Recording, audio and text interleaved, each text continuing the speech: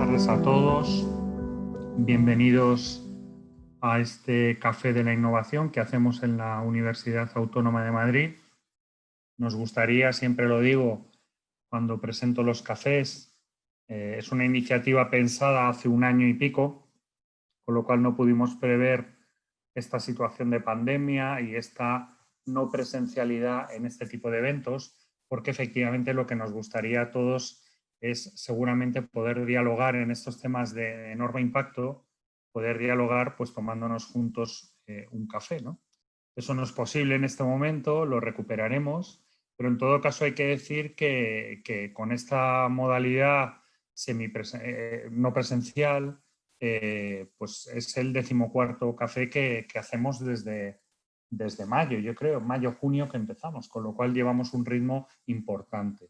Hoy tenemos un tema de enorme interés, de enorme actualidad, ¿no? Como es el impacto que tiene la inteligencia artificial, las tecnologías de aprendizaje automático, aprendizaje profundo y en general todo lo que llamamos ciencia de datos, el impacto que tiene esta ciencia de datos sobre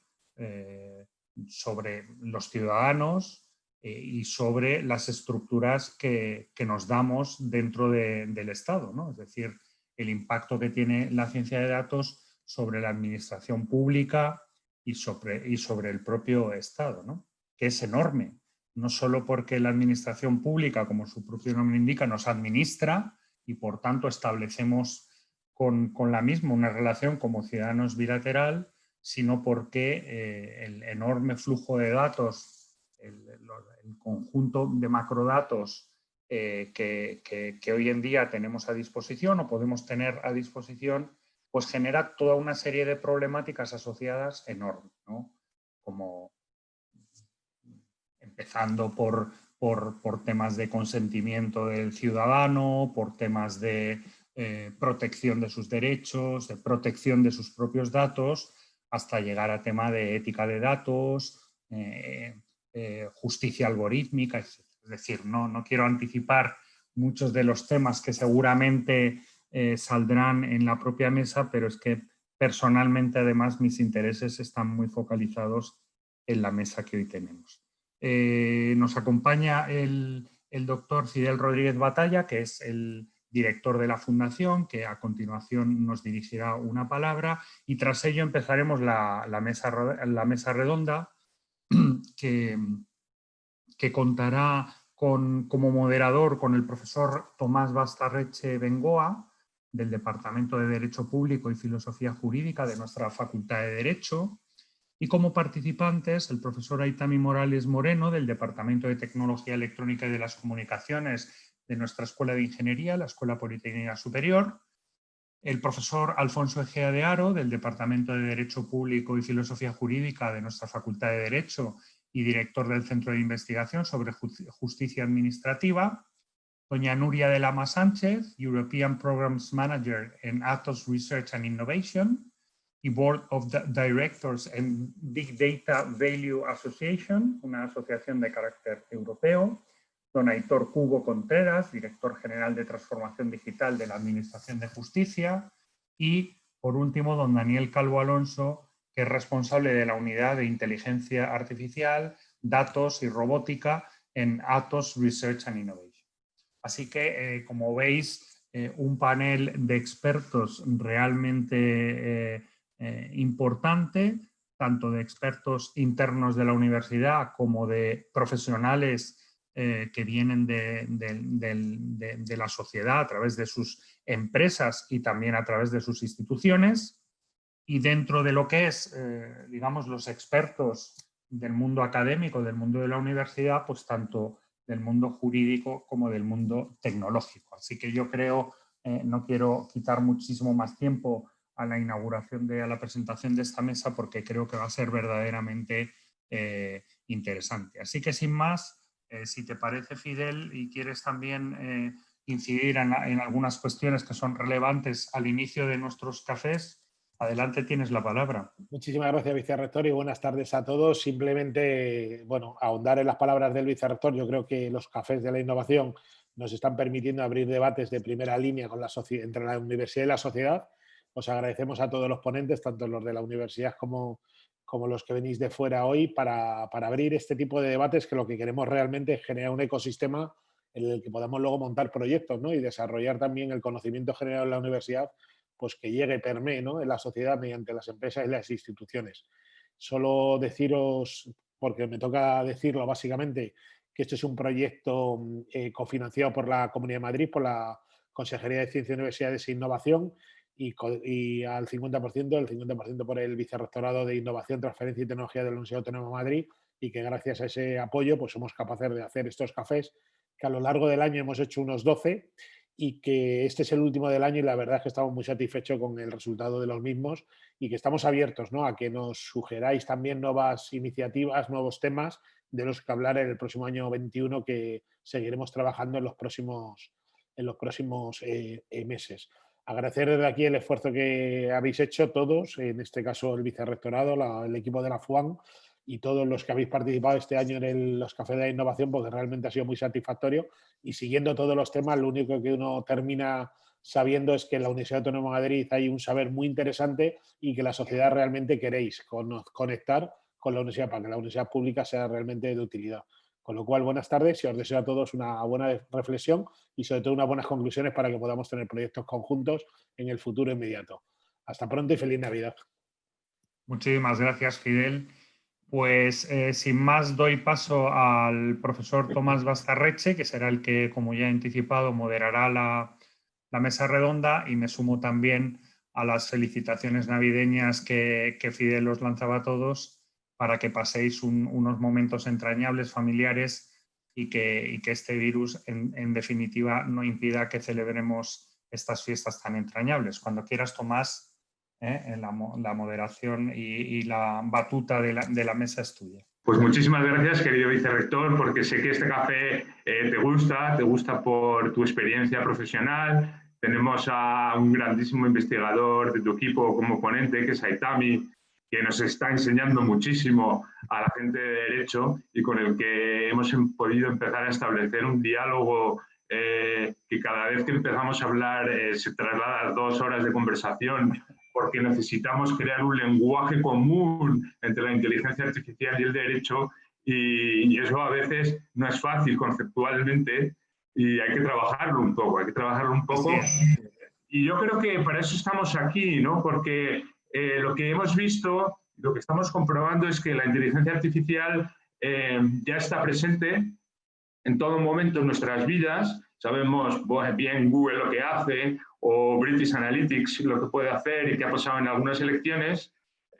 La Comisión Europea ya ha emitido un libro blanco sobre la inteligencia artificial, titulado Un enfoque europeo hacia la excelencia y la confianza, porque precisamente eso es lo que nos proponemos buscar en este café. ¿Qué usos puede tener la inteligencia artificial en el Estado de Derecho, sabiendo que la inteligencia artificial es un instrumento que puede llegar a ser muy opaco y, sin embargo, entendiendo también que la inteligencia artificial es precisamente también la transparencia en sí misma, ¿no? Y que puede mejorar la calidad democrática de manera cualitativa y cuantitativa a través de sus numerosos instrumentos y posibilidades. Es decir, la mejora de la democracia y sobre todo del control ciudadano está al alcance de nuestras manos, ¿no? Y así me gustaría comenzar buscando entre nuestros ponentes, entre sus especialidades, esas capacidades de la inteligencia artificial, que nos cuenten qué posibilidades tenemos para mejorar nuestra calidad democrática en el Estado de Derecho. En este sentido, sin más dilación, me gustaría darle paso al primer ponente, que es Alfonso Egea, director del CIJA, del Centro de Investigaciones de la Justicia Administrativa, que tenemos en nuestra propia Facultad de Derecho, en nuestra universidad, en la Universidad Autónoma, y que lleva ya preparados 6 informes anuales, luego son 6 años de trabajo, donde han analizado más de 13.000 sentencias, creando una cantidad de datos considerable. Y me gustaría que nos informara, que nos comentara, Alfonso, cómo ve el futuro de estos informes y de este trabajo tan exhaustivo que se ha hecho a través de la inteligencia artificial y de sus posibles aplicaciones. Para ti esta pregunta, Alfonso. Bueno, pues gracias Tomás y gracias a la Universidad Autónoma por promover este tipo de eventos donde lógicamente la heterogeneidad de los ponentes pues da pie a esta reflexión tan interesante. Yo creo que el futuro es esperanzador en cuanto que está todo por hacer. En principio, pues la inteligencia artificial y el Estado de Derecho tiene una potencialidad que en ocasiones podemos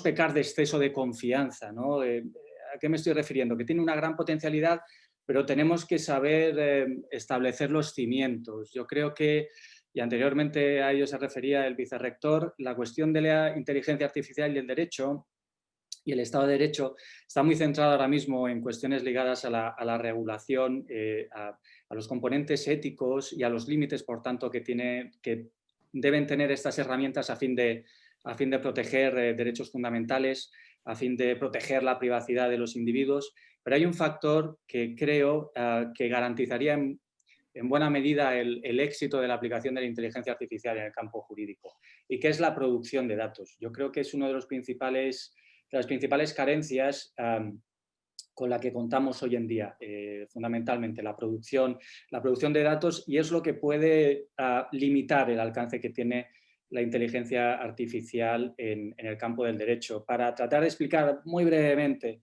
a lo que me estoy refiriendo, voy a utilizar una presentación para también dar respuesta a la pregunta del profesor Bastarreche, pero no sé si puedo compartir pantalla o me tienen que habilitar. Donde voy a presentar pues, los principales resultados de este informe anual que elaboramos en el Centro de Investigación sobre justicia administrativa, ¿no? Aquí tenemos la presentación. Un segundo, por favor.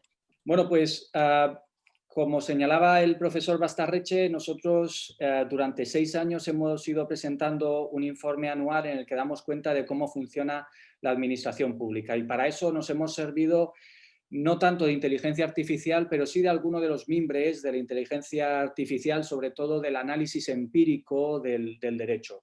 Nosotros hemos codificado, hemos traducido en números un número de sentencias que, como bien indicaba el profesor Bastarreche, después de estos 6 años, pues suman más de 13.000 sentencias, ¿no? ¿Y cuál era nuestro objetivo? Bueno, nuestro objetivo durante este tiempo ha sido producir datos para que con el uso de herramientas estadísticas y ojalá futuro herramientas mucho más sofisticadas con el uso de inteligencia artificial podamos responder a preguntas que sean útiles para la ciudadanía, ¿no? Algunas de estas preguntas pues aquí las tienen reflejadas, ¿no? ¿Hay algún tipo de nivel ¿hay algún nivel territorial, perdón, de la administración que sea más eficiente? ¿Las comunidades autónomas gestionan mejor que la administración central del Estado? ¿Los entes locales gestionan bien los tributos cuya competencia tienen encomendada? ¿Hay diferencias en el funcionamiento de la administración pública en cuanto a los distintos sectores de la actividad administrativa? ¿La administración pública gestiona mejor los contratos públicos que la gestión de su propio personal? Pues estas son las preguntas que nos hemos hecho y para las que hemos tratado de aplicar un método científico susceptible de evolución posterior, que es uno de los objetivos, ¿no?, que tenemos en reuniones como esta, precisamente, ver de qué manera podemos mejorar los datos que hemos producido. Aquí, de manera breve, solo les indico que de manera habitual, anualmente venimos a analizar unas 2.000 sentencias, algo más de 2.000 sentencias, y elaboramos una muestra representativa para darnos unos resultados con un nivel de confianza del 95% y un +/-5 de nivel de error. Esta muestra está maximizada, la representación, para los sectores materiales que analizamos y también para los tribunales, para los órganos jurisdiccionales que analizamos. Porque esto es algo que me gustaría en estos breves minutos subrayar en la intervención que voy a hacer. Creemos desde el trabajo que realizamos en el centro que buena parte de los riesgos que tiene la aplicación de las técnicas estadísticas y eventualmente de la inteligencia artificial y del sesgo que puede producir esta, la falta de neutralidad, ¿no?, decimos, de los algoritmos que se pueden aplicar, no reside tanto en el propio diseño del algoritmo cuanto en la base de datos a la que se aplica. Creemos que es esencial, y aquí recupero una idea que transmití al inicio, que la base de datos sea lo suficientemente representativa para que el algoritmo sea un fiel reflejo de la realidad.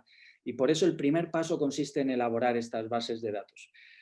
Como les decía, nuestra base de datos está maximizada al objeto de que sea lo más representativa posible de todos los órganos jurisdiccionales de la jurisdicción contenciosa administrativa. Analizamos solo, en este caso, la actuación de la administración pública en esos 8 sectores que aquí tienen reflejados en la pantalla, desde la responsabilidad patrimonial de la administración, tributos, contratos públicos, etcétera, etcétera. Y tenemos un volumen de variables que nos permiten codificar y, por lo tanto, leer esas sentencias de la misma manera, al objeto de poder responder las preguntas que anteriormente o a las que anteriormente me refería, ¿no? Aquí viene un primer resultado después de este tratamiento de la información codificada, que lo que nos permite ver, pues tienen en el eje horizontal el nivel territorial de la administración y en el eje vertical tienen el sentido del fallo, cómo resuelven los tribunales.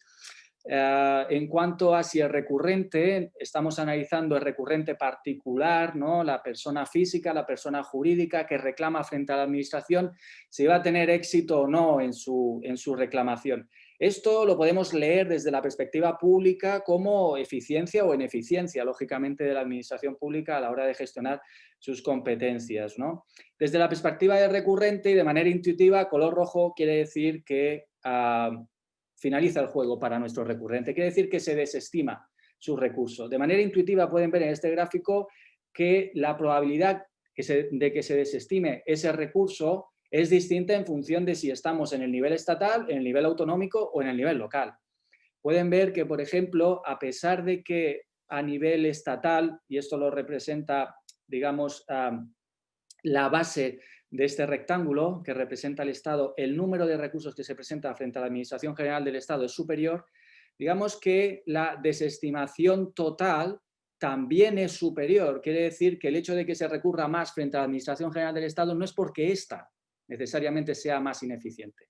Por el contrario, sí que nos encontramos que la Administración Autonómica, por ejemplo, tiene un menor nivel de desestimaciones. Quiere decir que prosperan en mayor medida los recursos de los particulares. Este tipo de, perdón, que aquí tengo, a ver, aquí tenemos los datos. Por ejemplo, aquí tienen el porcentaje, la probabilidad de que pues un particular reclamando frente a la Administración General del Estado pues no vea satisfecha su pretensión, ¿no? Pues en 6 de cada 10 casos nos encontramos que es el escenario más habitual. Si por el contrario nos trasladamos a la administración autonómica, la probabilidad de que se le dé razón a la administración, sin embargo, es menor. Y en este caso, la probabilidad de que el recurrente venga desestimada la pretensión del recurrente se reduce de 6 a 4 casos sobre 10. Este es el tipo de conclusiones a las que queremos llegar porque es una de las misiones que tiene la información que obtenemos a través del análisis empírico del derecho, ¿no? No solo son datos, sino que tienen que ser datos para que sirvan de cara a la decisión que tienen que tomar los responsables políticos, lógicamente. Podemos ampliar más este debate, voy a ser más breve y posteriormente, si quieren, podemos... Sí, Alfonso, te pediría por favor que fueras, de hecho, terminando realmente. Vale.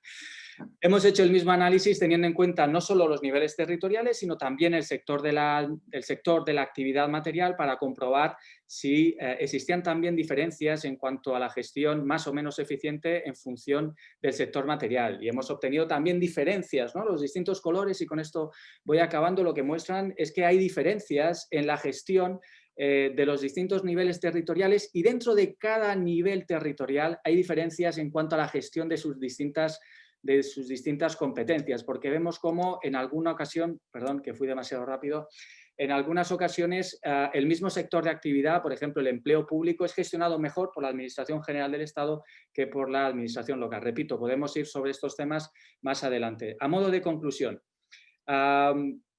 termino como comencé. Creo que para reflexionar acerca de la aplicación de la inteligencia artificial en el Estado de Derecho, tenemos que plantearnos no solo la regulación de la herramienta de la inteligencia artificial, de los usos que se le dé, la transparencia a la hora de diseñar los productos utilizando la inteligencia artificial, sino que hay un paso previo que está totalmente descuidado, que es la producción de datos susceptibles de ser leídos o ser utilizados para enseñar a la máquina, como habitualmente decimos. No conocemos cómo funciona la administración pública. No conocemos tampoco cómo funcionan de manera detallada nuestros tribunales. Toda la discusión relativa a la neutralidad necesaria de la inteligencia artificial creo que necesita hacer esta reflexión previa sobre la producción de datos. Las aplicaciones son enormes. El Estado de Derecho no es solo predicción acerca del resultado, como estábamos viendo anteriormente de los tribunales, es también aplicación igual de la ley, es también promover una gestión cada vez más eficaz de los servicios públicos, es también garantizar el acceso al sistema de justicia, y para todo esto nos tiene que servir la inteligencia artificial. No puede ser que las empresas que normalmente utilizamos para hacer compras en Internet sepan lo que vayamos a comprar el día de mañana, pero que nosotros no seamos capaces de identificar ante qué tribunal podemos recurrir en caso de tener un conflicto con ellas. El gran hándicap, la enorme debilidad institucional que tenemos actualmente en el panorama.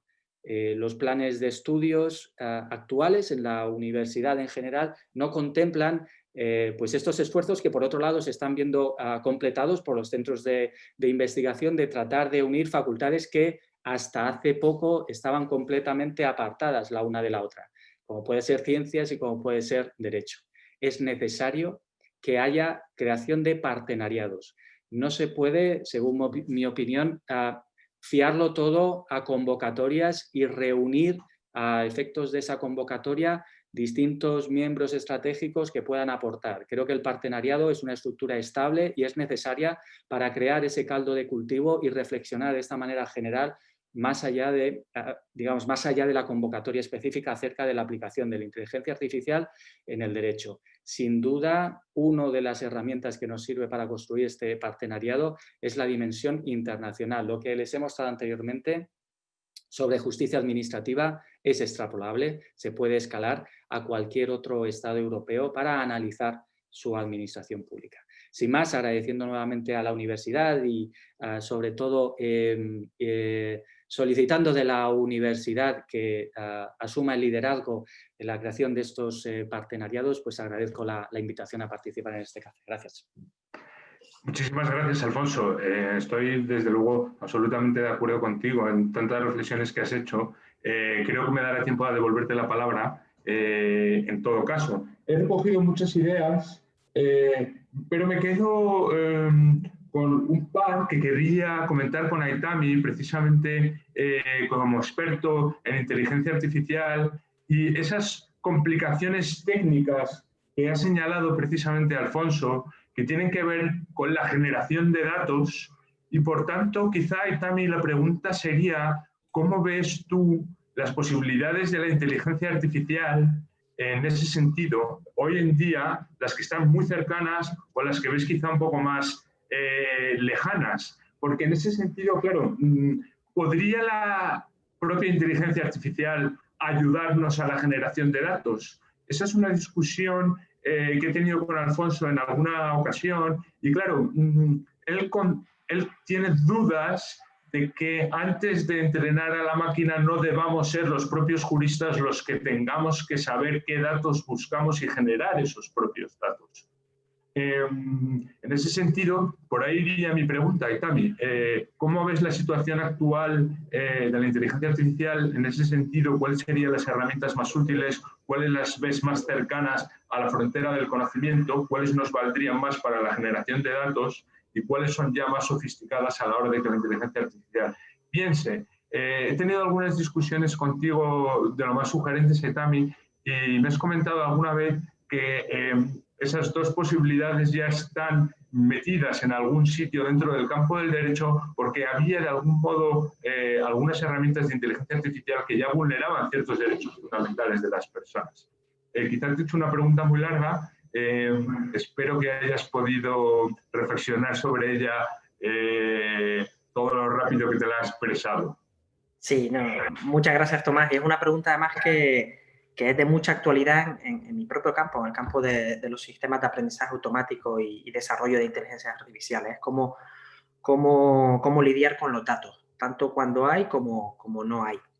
Entonces, es verdad que voy a tener que sintetizar mucho la respuesta, pero bueno, nadie duda que estamos viviendo una revolución tecnológica en la que la inteligencia artificial va a jugar un papel muy importante. Queda por definir cuáles van a ser los cambios en el campo del mundo legal. Sabemos que hay campos que van a sufrir grandes cambios y que lo están sufriendo.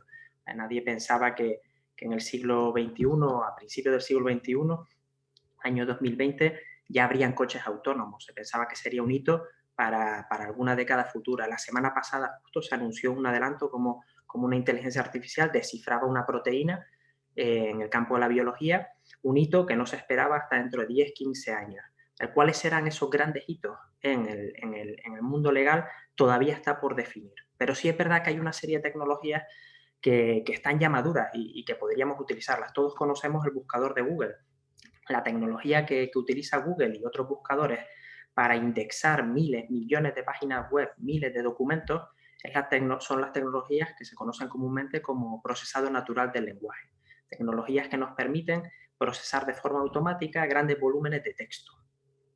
Esas tecnologías se están aplicando, como digo, cada vez que abrimos el navegador y hacemos una búsqueda, y tendrían aplicación directa a muy corto plazo en uno de los problemas que me estás comentando, cómo podemos desarrollar sistemas que nos ayuden a generar datos. Y ese sería un objetivo a corto plazo, incorporar estas herramientas en un ámbito como es el legal, en el que todavía se está hablando de digitalización, ¿vale? Una palabra que se utilizaba hace 20 años en otros ámbitos.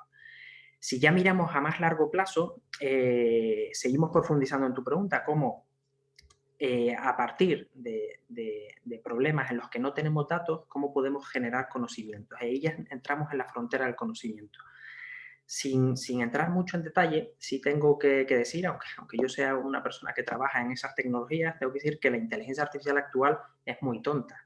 Se basa principalmente en la imitación del comportamiento humano. Requiere de grandes volúmenes de datos, grandes, pequeños, depende del problema, de datos etiquetados por humanos. Y a través de la observación de cómo el humano etiqueta o cómo procesa esa información, podemos extrapolar, podemos generalizar modelos automáticos que imitan o que de alguna forma pueden realizar tareas que tradicionalmente han sido asignadas por humanos. El siguiente reto es cómo desarrollar sistemas capaces de extraer conocimiento, cómo extraer nuevas relaciones sin tener datos etiquetados, a partir de grandes volúmenes de texto, por ejemplo, jurídico. Y eso un poco más está en la frontera del conocimiento, como me preguntabas. No cabe duda de que se harán grandes avances en los próximos años y hay que estar cercanos a ellos.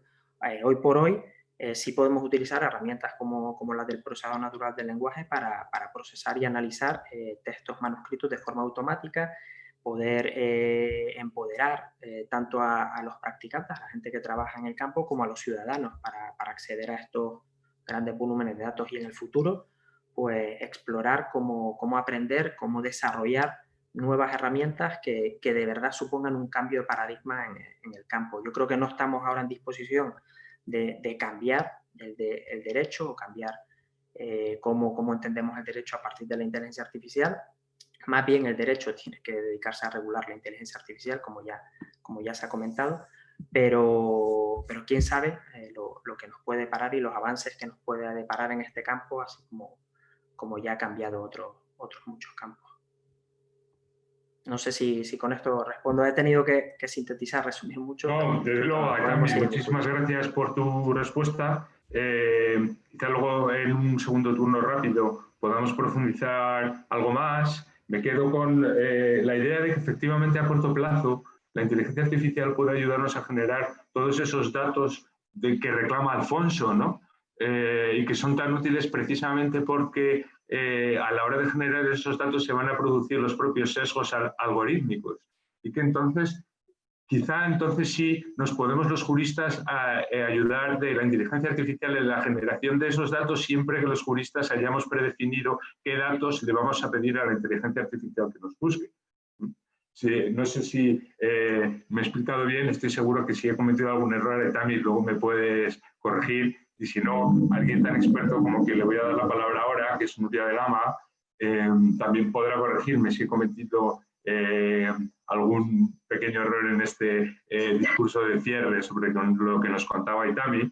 Y te quería preguntar, Nuria, precisamente siguiendo con la explicación que nos ha dado nuestro colega, precisamente quería saber, vosotros, una empresa tan potente en investigación e innovación como es Atos, ¿cómo veis en este sentido la estrategia europea, la estrategia incluso empresarial vuestra, de próxima búsqueda de proyectos donde podéis obtener financiación o de proyectos que le interesen al mundo empresarial de este fenómeno transversal que yo creo que es inevitable, que es el Estado de Derecho y la inteligencia artificial, ¿no?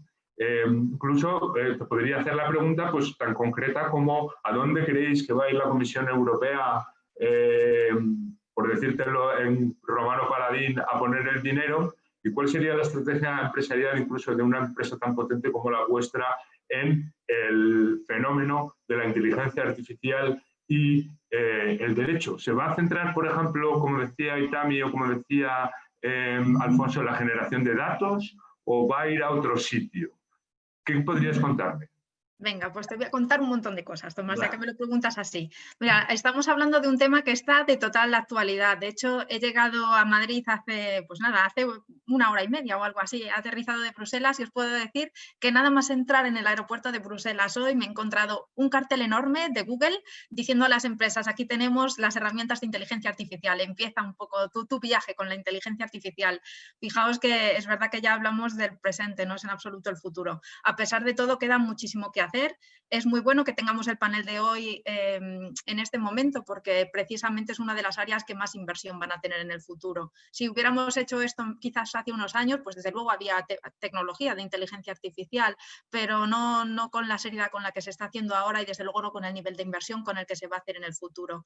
De hecho, para poneros un poco en contexto, y seguro que habéis visto esto en declaraciones pues, de la propia comisaria Ursula von der Leyen, pues la inversión de la Comisión Europea en inteligencia artificial está pensado que salte de 4 o 5 billones de euros al año, que es la inversión que se está haciendo a día de hoy, a unos 20 billones de euros al año. Os podéis dar cuenta un poco ya no solo a nivel cualitativo, sino a nivel cuantitativo el nivel de inversión del que estamos hablando. Seguro que todavía muchos pensáis que está muy por debajo de lo que invierten pues, otras sociedades como puedan ser Estados Unidos o China, pero bueno, estamos hablando de que en Europa se está haciendo una apuesta muy fuerte por la inteligencia artificial como una de las tecnologías que se ven, como ya lo han hecho otras, que va a transformar la manera en la que vivimos y la manera en la que hacemos las cosas.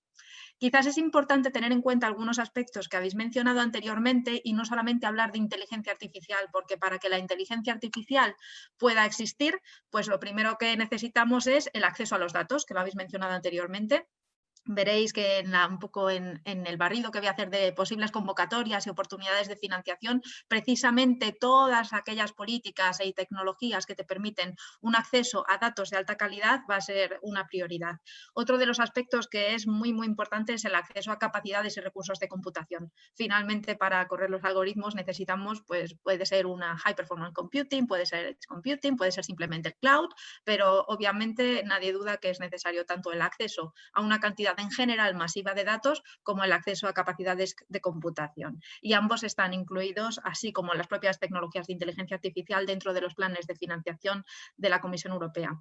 La estrategia que se ha definido, y vosotros habéis mencionado algunas fuentes, pero desde el año 2018 ha habido muchísimas publicaciones al respecto, está basada en varias fuentes. Dos de las que me gustaría mencionar aquí son el grupo de expertos de alto nivel que fundó la Comisión Europea hace un par de años y que les está ayudando tanto a definir las prioridades de inversión como para entender también cómo hacer una inteligencia artificial europea basada en nuestros valores, por ejemplo, la privacidad de los datos del ciudadano, y luego también la iniciativa en la que yo estoy involucrada y entiendo que es una de las razones por las que estoy hoy aquí, que se llama la Big Data Value Association. Es una asociación que junto con otras comunidades de inteligencia artificial y la Asociación Europea de Robótica está montando lo que llamamos un partnership, un partenariado que se llama AI Data and Robotics. Y precisamente lo que pretende este partenariado es definir una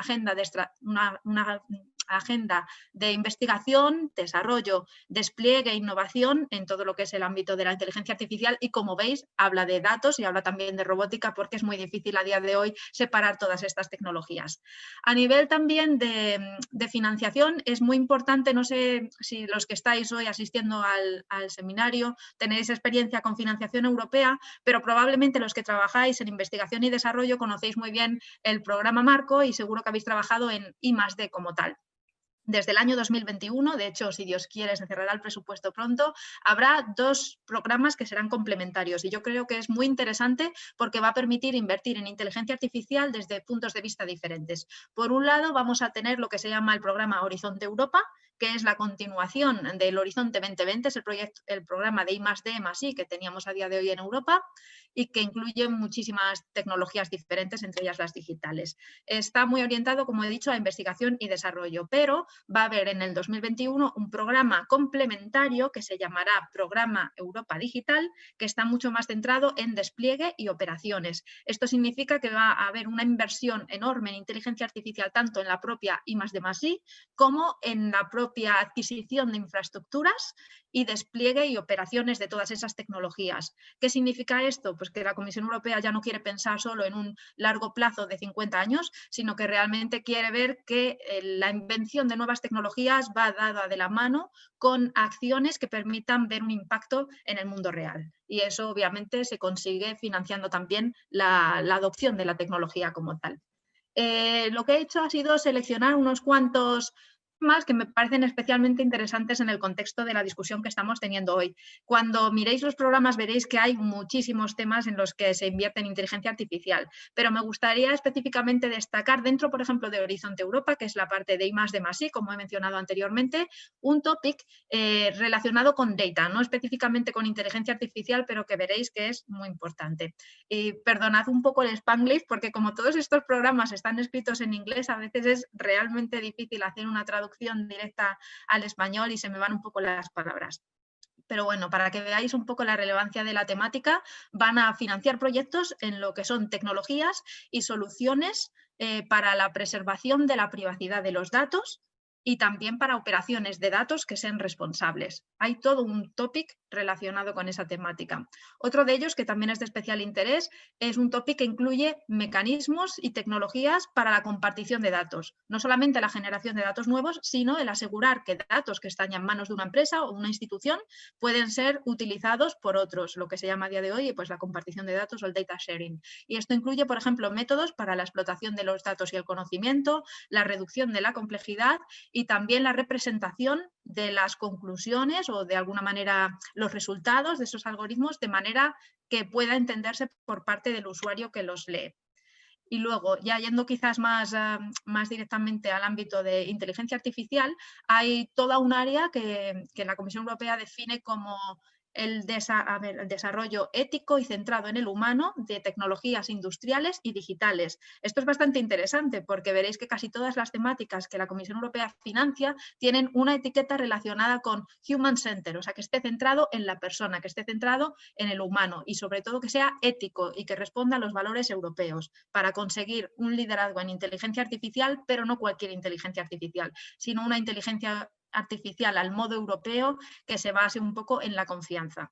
Y en este ámbito específico van a financiar, por ejemplo, proyectos que tengan que ver con inteligencia artificial donde se pueda verificar la robustez del sistema, la eficiencia energética y la transparencia. Hay también, por ejemplo, temáticas que incluyen, fijaos qué tema tan interesante y muy también al hilo de las cosas que estamos discutiendo hoy en este panel, hay un topic que se llama específicamente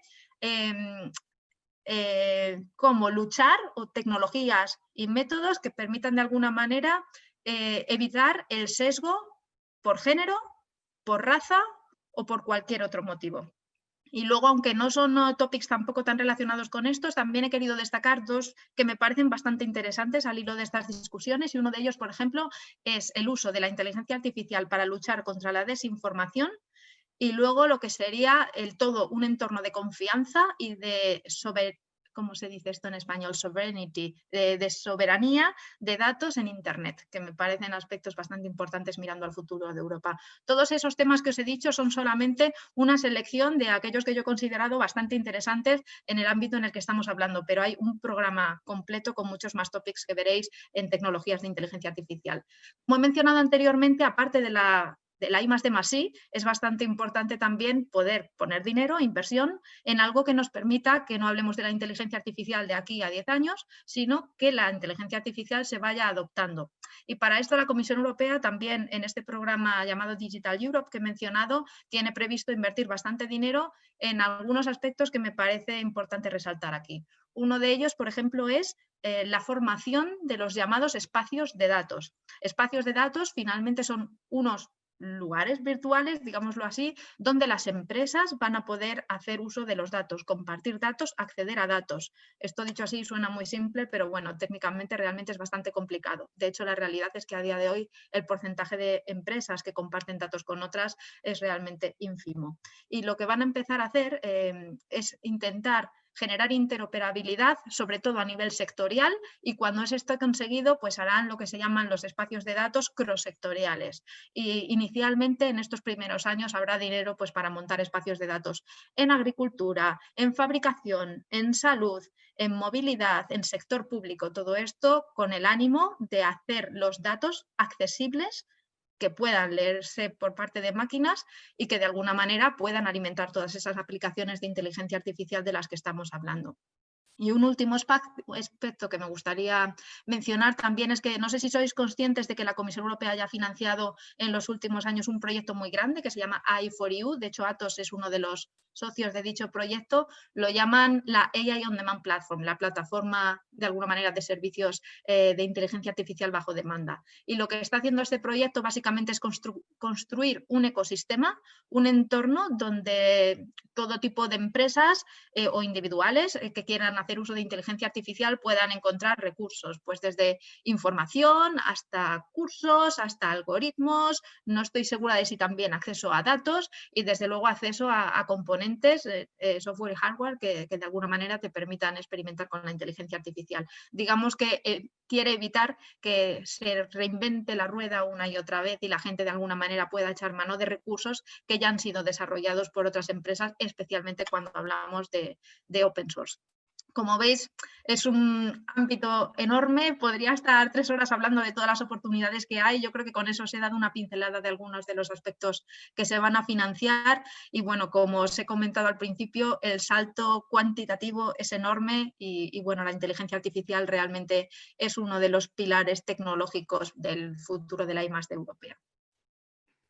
No sé si con gracias, eso Nuria. Sí, desde luego nos has dado mucho más de una pincelada, nos has dado una información casi exhaustiva que yo he ido por aquí apuntando y claro, efectivamente has relacionado toda una serie de topics que entran de lleno en el Estado de Derecho y entran de lleno en el mundo jurídico, ¿no? Y que debemos progresar ahí en eso a la hora de centrar cuál va a ser el objetivo de algunas de las cuestiones que se pueden realizar, porque claro, cuando se enuncia un topic de transparencia, pues la transparencia y el uso de esa tecnología puede no ser obligada por parte de las empresas, ¿no? En ese sentido, esa problemática que tú comentabas del data sharing, que las empresas no están llegando a ello de momento, pero claro, las administraciones públicas no pueden verse, no pueden escudarse en no hacer ese data sharing, y mucho menos, por ejemplo, las jurisdicciones. Hemos hablado cientos de veces que las jurisdicciones no comparten sus informaciones y, por tanto, eso genera muchísimos problemas de divergencia judicial, ¿no? Sí. Que es exactamente un poco lo que nos estábamos moviendo también. Esto, Tomás, que lo interesante es que no son solamente temas para personal técnico, para ingenieros y personas expertas en inteligencia artificial. Obviamente requieren de capacidades multidisciplinares que incluyen, por ejemplo, la inclusión de personas con un perfil legal, está claro. Todos ellos tienen cabida en este tipo de proyectos. Sí, sí, sí.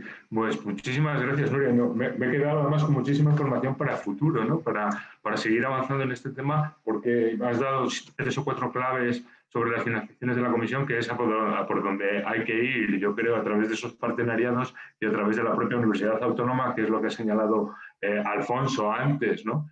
Y para eso, además, por ejemplo, y con esto doy paso a Aitor, que nuestro director general, que está aquí. Por cierto, Aitor, te mando una broma o te lanzo una broma de lo que ha comentado Aitami, y es de que tu dirección general tiene un nombre un pelín antiguo, porque digitalización ya no es lo más moderno, digamos, ¿no? Entonces, lo digo por si lo quieres comentar en el gobierno y perdóname la broma, ¿no? Pero con todo esto que nos contaba Nuria, qué mejor que tenerte aquí para que nos cuentes, porque Nuria nos ha dado una información, además, eso, muy, muy completa, para que nos des el punto de vista precisamente de la correspondencia que tiene esto en la administración y cómo está en ese sentido integrada tu dirección general o el propio gobierno dentro del espacio de la comisión y cómo está viendo el gobierno actual esta cuestión. Incluso casi preguntarte qué políticas públicas tiene puestas encima de la mesa para afrontar este problema en España, incluso cómo va a contar con la investigación de la universidad en este caso, y del sector privado, y si, por ejemplo, estaría dispuesto a hacer estos partenariados tal y como hace la Comisión con la universidad o con las empresas privadas. Muchísimas gracias.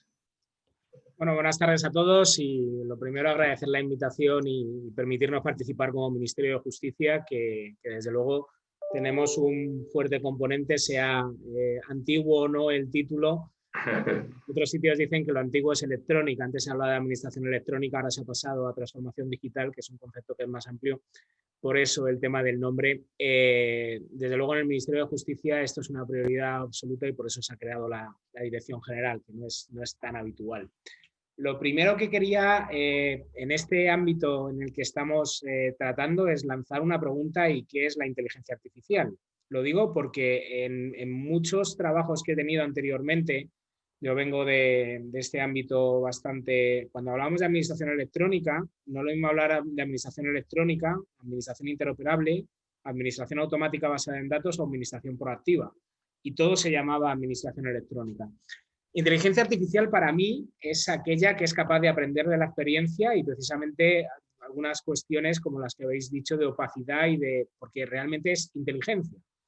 La realidad es que, como se ha comentado, hay mucho dinero en esto y se está llamando inteligencia artificial a sistemas basados en reglas o sistemas que hacen cosas de manera automática, ¿vale? No tengo ningún tipo de problema en que llamemos galgos o podencos, pero sí que tenemos que estar en la misma terminología, porque si no es difícil determinadas cuestiones de comunicación, porque ya digo, o sea, me da exactamente igual que lo llamemos o no, pero para mí sistemas basados en reglas RPA o técnicas estadísticas avanzadas no es inteligencia artificial, no es lo que considero inteligencia artificial. En todo caso, creo que es algo absolutamente importante. O sea, todas las cuestiones relacionadas tanto en la parte de gestión como en la parte de explotación de información creo que es fundamental. Pero sí que creo que sería bueno en algo tan fluido como este tipo de definiciones comentar sobre lo que estamos hablando. Yo vengo del Banco Interamericano de Desarrollo, uno de los proyectos de inteligencia artificial más famosos que hay en el ámbito de América Latina. Hablándolo con los propios promotores del proyecto, pues comentamos que no entraba en esa clasificación de inteligencia artificial. El sistema no es capaz de aprender solo ni es capaz de recordar. Por lo tanto, bueno, es algo con lo que quería comentar. Importantísimo lo que se ha comentado en relación a la necesidad de grandes volúmenes de datos e información. Y ahí creo que desde Justicia estamos teniendo un papel muy significativo. Quería resaltar que no solamente hace falta la parte de inversión, hace falta la parte de utilidad. También se ha comentado anteriormente, hay que llegar no dentro de 50 años, sino ya y a tener impacto en la parte del ciudadano. Tener los datos y tener esos datos metadatados y tener esos datos clasificados, como se ha comentado, es fundamental para la parte de la inteligencia artificial. Y en Justicia los tenemos. Y además tenemos la ventaja de que en Justicia tenemos datos de múltiples ámbitos, porque vienen de cuestiones penales hasta problemas tributarios, pasando por temas del contencioso administrativo o una pareja que se lleva mal y se divorcia, ¿vale? ¿Por qué digo esto? Porque los otros dos ámbitos que son comparables a nivel de volumen de información, a nivel de datos que se pueden tener en el Estado, la Agencia Tributaria y la Seguridad Social, son datos muy sesgados, y ahora entro en el tema de los sesgos, que es un tema apasionante, en el sentido de que no son tan generales como los datos que puede tener la Administración de Justicia. Por eso la Administración de Justicia creemos que tenemos un papel determinante, porque tenemos los datos y tenemos la posibilidad de impactar tanto en el servicio público como en lo que es la parte del servicio al ciudadano y a las empresas. Por eso estamos coordinados con la Secretaría de Estado de Digitalización e Inteligencia Artificial, Vicepresidencia Económica, Secretaría General de Administración Digital. Estamos trabajando en el impulso de políticas públicas relacionadas con la inteligencia artificial y, por supuesto, completamente alineados en el marco de España Digital 2025. Para temas de partenariado y para temas de colaboración, aparte de nosotros, yo creo que la Secretaría de Estado de Digitalización e Inteligencia Artificial es un punto a tener muy localizado, y nosotros, por nuestra parte, en Justicia, estamos trabajando para crear también un foro abierto a cualquier tipo de actor. Esto incluye empresas, colectivos, abogados, procuradores, representantes ciudadanos y, por supuesto, universidades, para todos los temas que estamos trabajando en relación a transformación digital, que por supuesto no se restringen exclusivamente a la inteligencia artificial, pero sí que creo que vamos a tener un papel significativo por eso que acabo de comentar de la disponibilidad de los datos y la información. Información que quería resaltar, algo que ha comentado tanto Alfonso como Aitami, el tema de los sesgos, ¿vale? Alfonso ha comentado el tema de maximizar la base de datos, es absolutamente fundamental. Tenemos que tener los datos para poder hacer este tipo de procesamiento. Quiero resaltar algo que ha dicho Aitami, lo del tema de que la inteligencia artificial actual es muy tonta, no tiene criterios éticos que puedan aplicarse. Y eso implica que, aunque tengamos toda la base de datos disponible, el sistema puede tener sesgos, no porque los tenga el algoritmo, sino porque los tiene los datos de base. Es muy conocido el ejemplo de los sistemas de reconocimiento de fotos, que cuando ven a una mujer con un taladro, pues creen que es un secador de pelo.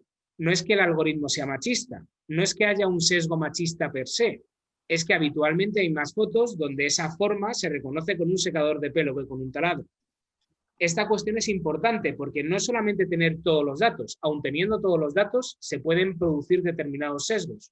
Sesgos que una persona puede decir, estoy teniendo aquí un comportamiento no adecuado o no éticamente adecuado, pero como ha indicado Aitami, la inteligencia artificial no es capaz de plantear eso y no es capaz de que está teniendo un comportamiento inadecuado. Por lo tanto, la importancia de la parte de los sesgos es algo que es fundamental. Relacionado con esto, y por supuesto, la importancia del dato y la calidad del dato. Y para esto, en los distintos proyectos, que no puedo comentar con detenimiento porque son muchos, estamos intentando trabajar en el ámbito de justicia en orientar todo el sistema, un macroproyecto llamado Justicia Inteligente, Justicia Orientada al Dato, no ya al documento. O sea, la inteligencia artificial, luego veremos en algunas aplicaciones prácticas, es capaz de extraer documentos, datos e información, como se ha comentado, información no estructurada, y además eso es de las cuestiones más útiles y menos problemáticas que puede haber ahora mismo, pero estamos trabajando en orientar a la creación de datos y metadatos estructurados y acordados y estables y con una semántica adecuada, no ya para temas de inteligencia artificial sino directamente, sino para temas sobre todo de robotización, de actuaciones y tratamiento automatizado de información, que ya digo que en muchas ocasiones se llama inteligencia artificial. Estos sistemas basados en reglas y estos sistemas basados en datos con tratamiento completamente automatizado, ya digo, y tratamiento por activo, ya tenemos algunos casos con los que estamos trabajando y algunos que vamos a potenciar, vienen muy bien a la inteligencia artificial. Cuando la inteligencia artificial tiene un código único para identificar el órgano, no hace falta que haga inferencias en relación a que han cambiado la forma de nombrar el juzgado, porque en un sitio pone calle Constitución, calle de la Constitución o calle y si avenida de la Constitución y si todo eso es igual, ¿vale? La inteligencia artificial trabaja mucho mejor cuando mejor tiene los datos, como se ha comentado. Por eso, la importancia de la calidad del dato para este mejor funcionamiento de la inteligencia artificial. ¿Y qué estamos haciendo en concreto en inteligencia artificial pura? Ya digo, no en sistemas basados en reglas. Bueno, pues lo primero, no lo estamos aplicando a la toma de decisiones judiciales. Hay mucho campo por tratar y como hay controversia, pues no nos centremos en la parte que puede ser controvertida, centrémonos en donde no hay controversia y hay utilidad práctica. Por ejemplo, y esto también ahí también lo ha comentado, textualización de vistas. En España el juicio oral es absolutamente habitual y todas las cuestiones relacionadas con vistas orales, y seguramente en la nueva ley las sentencias orales tienen un impacto muy importante. Bueno, pues relacionado con esto que estamos comentando, de que el Ministerio de Justicia se está moviendo, pone la transformación digital en el foco y además queremos ser no solamente innovadores y pioneros, tenemos en 5 provincias, Ávila, Soria, Cuenca, Palencia y Segovia, instalado un sistema automatizado basado en inteligencia artificial avanzada, de la de sistema de redes neuronales profundas, en relación a la textualización de vistas. Y hemos procesado ya más de 4.938 grabaciones que hemos textualizado con un éxito muy significativo y con un resultado muy potente a nivel de gestión para la Administración de Justicia. Estamos también con proyectos de traducción de lenguaje natural, tanto con comunidades autónomas con lenguas romances, que todos sabemos que están más basados en reglas y van muy bien. También queremos trabajar con el País Vasco, que tiene un corpus de traducción de lenguaje natural de euskera muy espectacular, y queremos aunar esfuerzos para potenciar todos los temas relacionados con inteligencia artificial en traducción y procesamiento de lenguaje natural. Estamos trabajando en sistemas de ayuda, soporte y triaje al usuario, básicamente sistemas avanzados de chatbot y sistemas que permitan facilitar a pequeñas empresas, ciudadanos, ayuda en relación a la parte jurídica y que permita facilitarle una orientación mucho más adecuada y mucho más potente de la que tienen en estos momentos. Y luego en la parte de gestión estamos trabajando en 2 ámbitos. Por un lado, la gestión orientada al dato y en este caso inteligencia artificial, con reconocimiento automático de patrones, clasificación documental, extracción de entidades, que esto es algo que sí que lo puede hacer la inteligencia artificial y que tenemos la ventaja, como decía, de que tenemos un conjunto de datos que ya están metadatados y ya están etiquetados. Si yo ya tengo en el sistema de gestión procesal todo lo que son las demandas iniciadoras de procesos de desahucios en los que entran por la parte penal porque es el desahucio de una vivienda habitual y entran por la parte civil porque es una vivienda que no es habitual, lo puedo entrenar al sistema y puede a partir de ahí procesar automáticamente la documentación de entrada. Pero también estamos yendo un paso más en la parte de explotación de información y descubrimiento de patrones automatizados. Deja trabajar la inteligencia artificial con el lago de datos y que descubra cosas. Y descubre cosas. Y descubre cosas que a veces son curiosas, que no son esos descubrimientos que se hace a través de estadística avanzada, árboles de regresión, correlaciones inversas y demás, sino descubre cosas. La inteligencia artificial descubre cosas que a un simple vistazo a sistemas tradicionales no son capaces de ver. Y esto creo que es bastante interesante porque al ser explotación de información para la toma de decisión y política pública basada en datos, es algo que puede tener un recorrido mucho menos controvertido que lo que es la gestión y la propia tramitación a través de inteligencia artificial, que como digo es algo con lo que estamos trabajando, queremos potenciar de manera tremenda sin entrar en las decisiones judiciales y con coordinación y colaboración, como he comentado, tanto con otros organismos del Estado, comunidades autónomas y, por supuesto, sector privado y toda la parte investigadora, que creemos que es algo fundamental para que realmente seamos una referencia en España, en Europa y en Europa en el mundo. Aitor, querido Aitor, muchísimas gracias porque tu intervención me ha dejado absolutamente abrumado porque esperaba quizá una intervención de carácter más político y has desarrollado una intervención de carácter técnico que tengo que preguntar si eres ingeniero informático porque sí. Bueno, sí, ¿no? Sí. Desde luego ese conocimiento que has desarrollado así en 5 minutos y poniendo incluso, bueno, pues las premisas de por dónde debe ir la discusión a nivel técnico con una sencillez y una pedagogía excelentes, desde luego ha sido una parte del café maravillosa. Me quedo además con una idea que hemos barajado los integrantes de este café también bastantes veces, que es que tienes toda la razón en que para qué trabajar en la inteligencia artificial en algo que es absolutamente polémico cuando queda un campo de la inteligencia artificial que nos puede ayudar a la ciudadanía y a la transparencia democrática de manera muchísimo mejor y sin tener que entrar en ese campo polémico, ¿no? Decía el otro día, Alfonso Gea, que la inteligencia artificial efectivamente descubre cosas muy raras y que a ver si vamos a descubrir un día que todos los jueces en España son malísimos o que todos tienen un sesgo extrañísimo que no habíamos descubierto, ¿no? Entonces, claro, por eso era la pregunta que le había hecho a Aitami. Me alegro muchísimo porque yo creo que has completado la intervención de manera excelente, excelente. Y has cerrado el café de una manera brillante, absolutamente. Tenemos unos minutillos para algunas preguntas, que calculo que unos 20. Entonces, antes de pasar a darle la palabra al público para que puedan formular esas preguntas, sí me gustaría al resto de los ponentes pediros una última palabra por si queríais añadir o valorar algunas de las cuestiones que se han mencionado. Quizá Aitami, por alguna cuestión de las que ha lanzado Aitor, en este sentido técnico, también para ti, Nuria, quizá para que nos iluminéis un poco a los presentes aquí en el café, de nuevo y muy brevemente, para que podamos dar la palabra a los demás, al público asistente. ¿Cuál sería, en vuestra opinión, en 30 segundos, la herramienta o la disponibilidad o la capacidad de la inteligencia artificial dentro del Estado de Derecho? Y quizá, como estamos viendo, para la generación de datos de calidad que de verdad nos permita evolucionar, ¿en cuál estamos más cerca? Entonces, ¿qué deberíamos estar haciendo quizá aquí, ahora, en el autónomo? A ver, herramientas hay muchas, Tomás, y depende de la aplicación. Y de hecho, Aitor ha nombrado varias, algunas muy conocidas y otras que me sorprenden, porque están muy en la frontera. Pero creo un poco, como tengo muy poco tiempo, algo que debemos hacer desde la universidad y que también ha salido en todas las exposiciones, es avanzar con pies de plomo, a intentar que el avance en inteligencia artificial, que por supuesto se debe hacer, se haga siempre en base a los criterios éticos europeos que comentaba Nuria y en base a la confianza de los ciudadanos que mencionaba Aitor.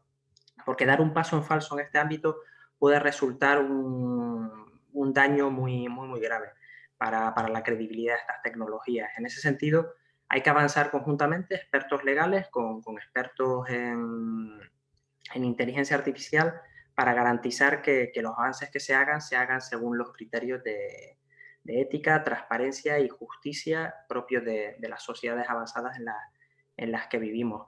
Tecnologías, hay algunas que están ya disponibles para aplicarse, como ha nombrado Aitor. Las técnicas que nos vienen a todos a la mente inicialmente son las del procesado del lenguaje natural, pero hay muchas otras técnicas que ya se están trabajando en la Universidad Autónoma para incorporar, no voy a decir ética en el aprendizaje automático, pero sí mayor control sobre la toma de decisiones, poder decidir cuando un factor como el género está formando parte de la toma de decisión, no solo de un algoritmo, sino también de un proceso humano. Ahí podemos aplicar las técnicas de transparencia que se aplican a los algoritmos, se pueden aplicar a procesos humanos. Por ejemplo, lo estamos haciendo en la Autónoma aplicándola a la selección de personal, a detectar cuando un proceso de selección de personal puede estar incurriendo en ciertos sesgos de género, etnia, edad, etc.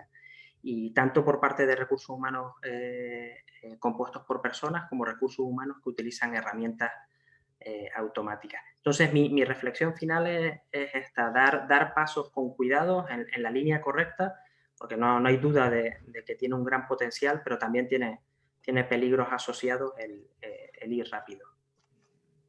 Nuria, si quieres comentar algo en 30 segundos a ese respecto. Venga, muy rápido. Sí, me gustaría comentar dos aspectos. Uno de ellos es que pienso que la inteligencia artificial, como cualquier otra tecnología, se puede utilizar para hacer las cosas mal o para hacerlas bien.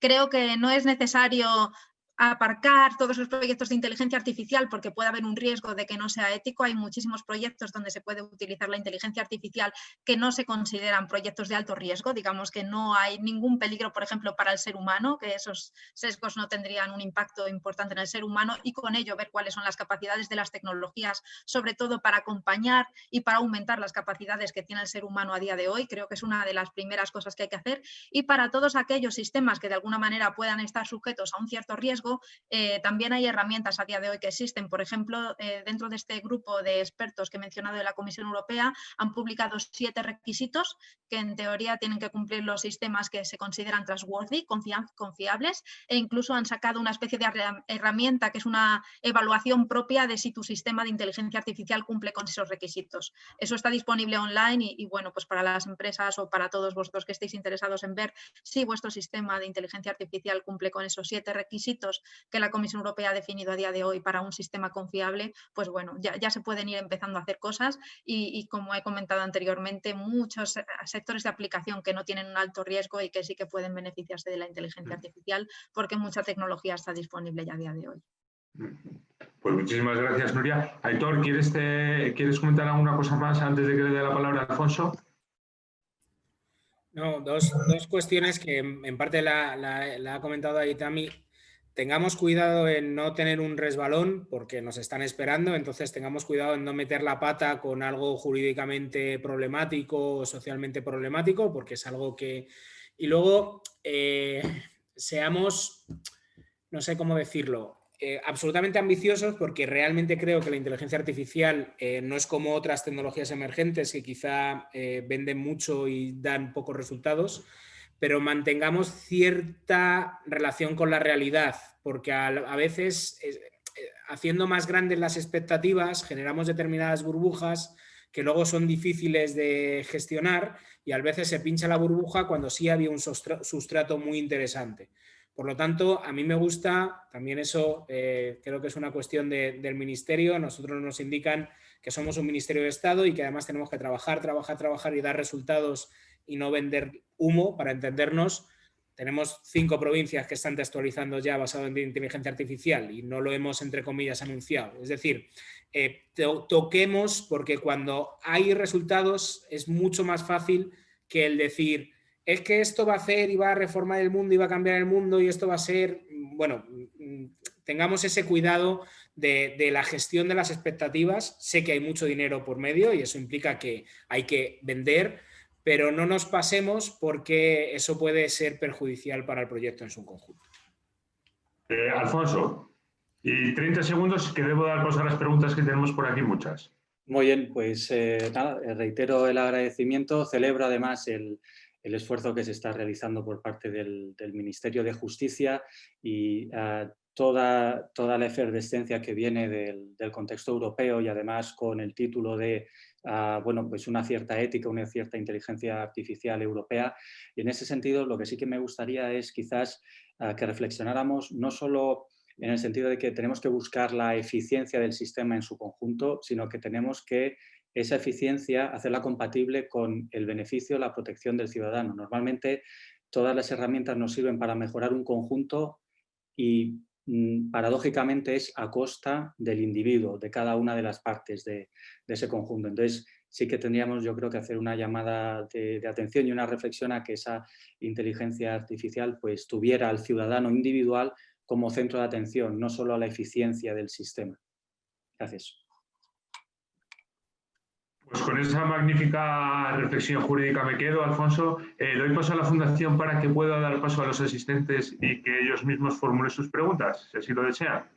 Hola, mira, soy Magdalena Nogueira, soy de Derecho del Trabajo, donde la inteligencia artificial, como sabéis, pues tiene un impacto importantísimo. No voy a poner el vídeo porque tampoco tengo unas pintas así, estoy aquí leyendo sentencias y casi me lo ahorro.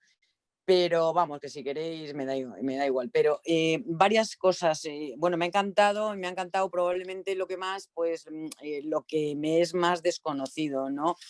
Sobre todo la parte técnica, y efectivamente Aitor Cubo pues me ha dejado muy impresionada con lo que se está haciendo en justicia. Yo hay algo que que quiero preguntar, pero por ignorancia, porque me dedico al derecho del trabajo, donde esta mañana hemos tenido también un seminario sobre inteligencia artificial, todos los problemas que tienen en selección, el sesgo, etcétera, etcétera, muchas cosas conocidas. A mí me preocupan varias cosas. Lo del data sharing que ha hablado Nuria, que me ha gustado mucho también, porque nos ha dado una visión, vamos, en 2 segundos de todo lo que usted quería saber y nunca se atrevió a preguntar. El tema de la privacidad, ¿no? Lo del data sharing, ese de open source, ¿no? Porque, bueno, pues ahí también las empresas pueden dar datos hasta cierto punto, si estamos hablando, me imagino, de datos pseudonizados o que es la única manera que veo yo que pueda funcionar un open source, pero vamos, que me aclaréis un poco ese espacio de data sharing, que sería como el genoma para poder hacer cosas conjuntos, ¿no?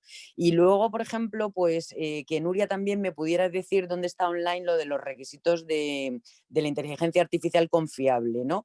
Porque bueno, me interesa mucho para mirarlos, y luego por una duda que me puede resolver sobre todo, yo creo que los que son de informática, como Aitami. Habláis mucho del sesgo, yo digo, ¿puede la inteligencia artificial revertir o reconducir o rectificar el sesgo? Se habla de datos de calidad y mi problema es, ¿quién decide cuál es la calidad? Es decir, ¿quién decide que el dato es correcto?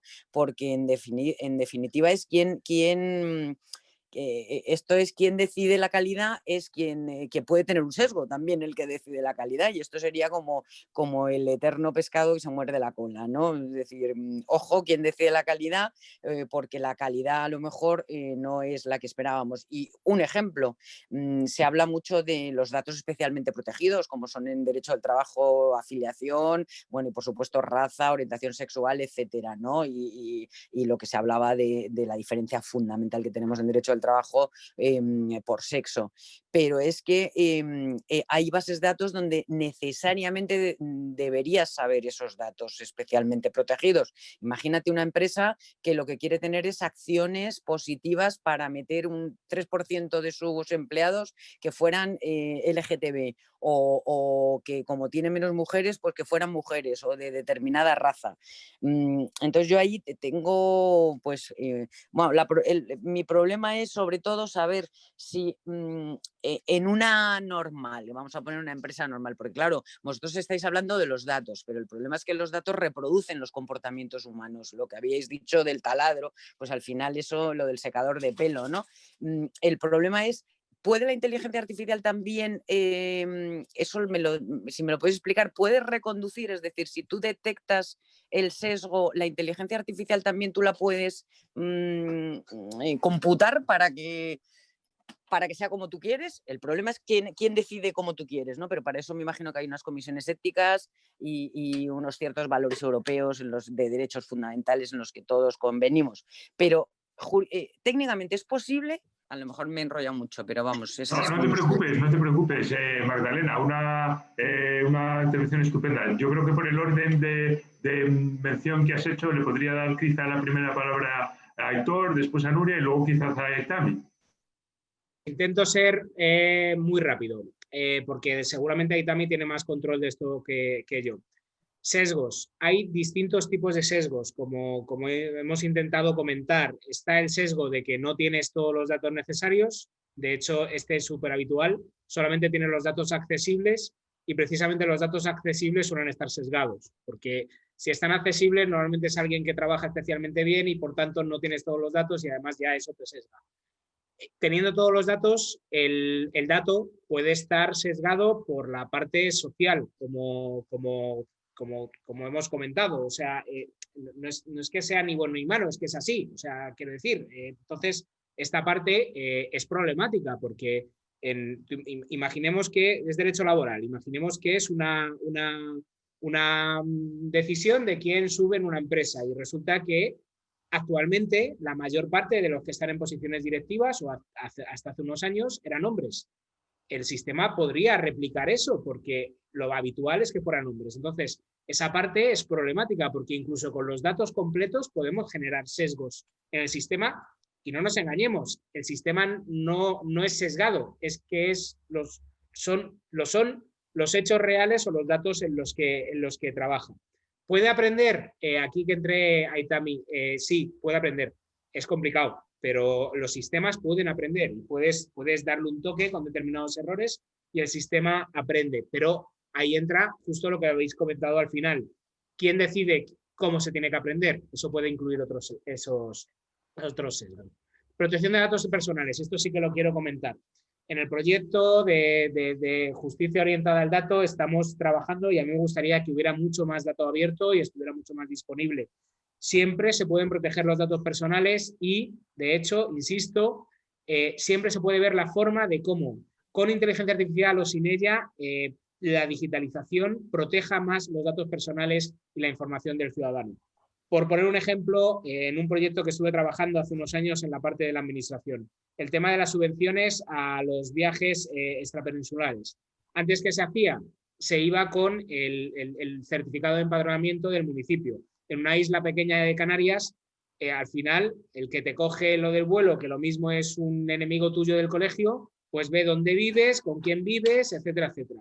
Se ha hecho todo totalmente electrónico y lo que hace el sistema de información es preguntar si este nombre coincide con este DNI, punto, y se contrasta si este DNI vive en Canarias, ni siquiera en esa isla, porque el criterio es que viva en Canarias. Por Canarias, Ceuta, Melilla o Baleares. Pero quiero decir, solamente se comprueba eso. ¿Qué hemos conseguido? Gracias a un uso eficiente de los datos, una protección de los datos de las personas. ¿Vale? Esto es igual que el tema, otro ejemplo, puntuación para entrar en un colegio. En algunos sitios te exigen, porque depende del nivel de renta, tienes puntos, la declaración de la renta. Si lo consultas a través de la plataforma de interoperabilidad de datos, lo que te da es el dato de nivel de renta. Y esa renta a lo mejor la has conseguido por acciones que tengas, porque has trabajado mucho en X, Y o Z, por lo que sea, pero no tienes que llevar la declaración de la renta entera a la secretaria del colegio que te recoge la documentación y que ve con quién estás casado, cuántos hijos tienes y si tienes una madre dependiente, ¿vale? Entonces, ojo con el tema de los datos, que si se hace bien puede ser incluso más protección de datos y más seguridad para algo que debe ser fundamental, que es lo que ha dicho Alfonso, y con esto acabo, el ciudadano. Tenemos que orientar esto a mejorar la parte del servicio al ciudadano. Nuria, le doy la palabra directamente. Vale, pues voy muy breve a las dos cosas donde me has mencionado esencialmente. Una es la de los espacios de datos. A lo mejor no me he explicado bien, los espacios de datos realmente son instrumentos para que las empresas, las instituciones en general, incluso el ciudadano, pueda compartir datos. No tienen por qué estar abiertos a todo el mundo, sino que realmente te proporcionan la infraestructura tecnológica para que tú los puedas compartir y usar con alguien. ¿Cuáles son los retos que hay a día de hoy en hacerlo? Por un lado, la falta de interoperabilidad. O sea, tú ahora mismo es que ni siquiera puedes pasar a lo mejor los datos de un proveedor de cloud a otro proveedor de cloud. O sea, no hay ni temas de portabilidad ni temas de interoperabilidad.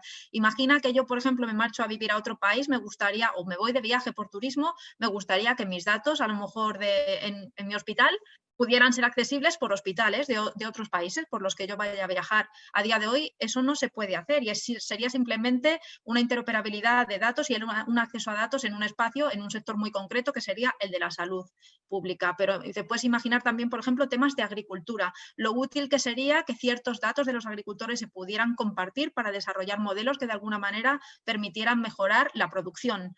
Pero claro, a día de hoy, como tú bien has dicho, los datos tienen muchísimo valor. La gente los llama, de hecho, que son el nuevo petróleo, ¿no? Y por eso nadie los va a querer dar de manera gratuita. No queremos que la gente los dé gratuitos cuando tengan un valor, incluso para el ciudadano individual, que a día de hoy, gracias a que las aplicaciones te las dan gratis y tú das acceso a tus datos, básicamente te piensas que te dan las cosas gratuitamente, ¿no? Estás dando los datos que quizás seguro que tienen mucho más valor que la aplicación que te están dando. Lo importante es sobre todo tener un modelo de gobernanza de esos datos y asegurar que existe una soberanía del dato por parte del dueño de ese dato. Es decir, que tú sabes con quién lo compartes, para qué lo compartes y qué uso de ese dato se está dando. Pero es que podríamos estar horas hablando hoy porque existe todo un programa sobre el desarrollo de estos espacios de datos, precisamente orientado a que los datos estén disponibles, puedan compartirse y de alguna manera puedan ser útiles en el desarrollo de aplicaciones de inteligencia artificial. Eso con respecto al espacio de los datos, que es un programa entero y que, bueno, un tema también apasionante y base también para conseguir inteligencia artificial. El otro aspecto que has mencionado es el de los requisitos. Te aconsejo que busques, probablemente esto sea lo más rápido, que busques en Google un documento que se llama Ethics Guidelines for Trustworthy AI, que es una de las publicaciones de este grupo de expertos de alto nivel que ha montado la Comisión Europea en Inteligencia Artificial. Y ahí se describen claramente cuáles son estos 7 requisitos que las aplicaciones de inteligencia artificial o sistemas de inteligencia artificial tienen que cumplir, y probablemente ahí veas también cuál es el enlace a esta herramienta que de alguna manera a ti te permite evaluar si estás cumpliendo con esos requisitos o no. Ahí yo creo que te puedo dar directamente la página web, no sé si te resultará muy útil, pero puedes ir a http://altai.insight-center.org. A lo mejor puedes escribirlo en el chat. Es que no estaba muy segura de si con el chat lo recibe todo el mundo o solo nosotros. Yo creo que sí, que puedes poner que lo reciba todo el mundo. ¿Sí? Vale, bueno, pues entonces ahora mismo te pongo la dirección y con eso puedes ver la herramienta y puedes ya empezar a probarla. Muchísimas gracias, Nuria. Aitami, te doy la palabra. Sí, no me extiendo mucho porque Aitor lo ha presentado muy bien. Solo a nivel técnico, acerca de tu miedo, sí se puede analizar esos sesgos. Vivimos en una sociedad sesgada. Lo digo a los estudiantes con los que hablo de estas temáticas siempre. No podemos extraer ciertos sesgos de nuestro día a día porque están ahí. Podemos intentar mejorarlo, etcétera, pero tenemos que contar con que hay datos que van a estar sesgados. Pero no hay que ver la inteligencia artificial como una caja negra, aunque en algunos casos pueda parecerlo. Al final lo que ocurre dentro de un algoritmo de inteligencia artificial se puede auditar, se puede procesar, se puede entender y se puede saber en base a qué un algoritmo toma una serie de decisiones. No es trivial y es algo como se están dando muchos pasos en el desarrollo de sistemas de toma de decisión automática. Los sistemas de transparencia que apoyen a estos sistemas tienen que desarrollarse en paralelo y a cada paso que se da en un sentido se tiene que seguir dando en el otro. Pero sí hay una gran preocupación a nivel institucional, a nivel gubernamental y a nivel científico. Ya es un tema muy importante dentro de la comunidad y cada vez está más presente tanto en convocatorias de proyectos como en congresos, como en pliegos de condiciones de contratos con empresas. Entonces, bueno, por ahí no hay que tener miedo. Si se dan los pasos en la dirección correcta, al menos en nuestra sociedad europea, podríamos discutir en otro café, en otro tipo de sociedades donde las libertades y los derechos civiles no están tan cuidados, ¿no? Ahí sí me da más miedo. Muchísimas gracias, Aitami. Voy a leer una pregunta que puede... Un momento, perdón por interrumpirte, para dejárselo claro a la chica que ha hecho la pregunta. No me deja compartirlo por el chat, pero me han dicho las organizadoras que luego le puedo mandar la información y se la transmitirán a ella. Gracias, pero con Ethics Guidelines yo creo que lo encuentro. Mil gracias porque ha sido interesantísimo. Cuelgo, me quito. Ya. Muchísimas gracias, Madalena. Muchísimas gracias, Nuria. Voy a leer una de las preguntas que nos han dejado en el chat y luego daremos paso a una nueva asistente.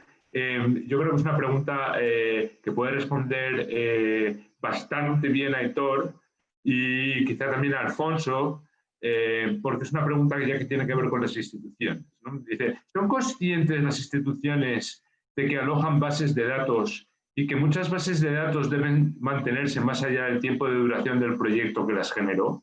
¿Son conscientes de que ahora muchas bases de datos alojan datos de procedencia de múltiples países y la responsabilidad legal que ello implica? ¿Qué os parece la pregunta, Aitor y Alfonso? Pues mira, me lanzo yo porque esto es de película, ¿no? Me alegra de que me haga esa pregunta.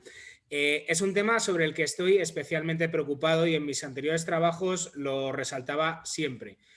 En el momento de la historia que más información estamos generando, más información estamos perdiendo. Y yo siempre voy a cualquier organismo, sea público o privado, y les reto a que saquen, si tenían informatizado el sistema de información, las nóminas de hace 15 años. ¿Vale? Y es un tema que tiene su importancia y normalmente si está en un sistema de backup, esa cinta está magnetizada o no se puede tener o han cambiado el sistema de gestión de nóminas y esa información se ha perdido. Bueno, pues estamos perdiendo información que en nuestro caso de las administraciones públicas es patrimonio documental de la nación y estamos perdiéndola y es indecente. Porque no es solamente la parte de base de datos, son documentos asociados, trazas, etcétera, etcétera, pero es que las bases de datos de hace 15 años muchas veces no las tenemos en backup, para entendernos, y si las tenemos no las podemos recuperar, y si las recuperamos no tenemos a los equipos técnicos para que sepan procesarlo. Grandes administraciones, y no voy a decir ningún ejemplo, no han acometido esto todavía y lo que mantienen es un modelo de mantener vivo el sistema y hacer migraciones. Pero eso no me vale para dentro de 1000 años. O sea, si yo soy capaz de ir al archivo de Indias y saber que salió de Sevilla en 1512 en el galeón número 3 en tal día, no tiene ningún sentido que dentro de 500 o de 1000 años no sepa lo que ha pasado en esta sociedad y no lo vamos a saber. Por eso hay un proyecto europeo, ya que estamos hablando de cuestiones europeas, que se llama eArc, que es la parte de archivo electrónico, y un proyecto español que se llama Archive, que es software libre, que está disponible, que también está en la Secretaría de Estado de Digitalización e Inteligencia Artificial, y que creo que tenemos una responsabilidad moral de impulsarlo en las administraciones. Porque resulta que como eso no lo ve el ciudadano, y no lo ve, para entendernos, el gestor, y no lo ve la eficiencia, porque es algo a largo plazo, nadie lo focaliza.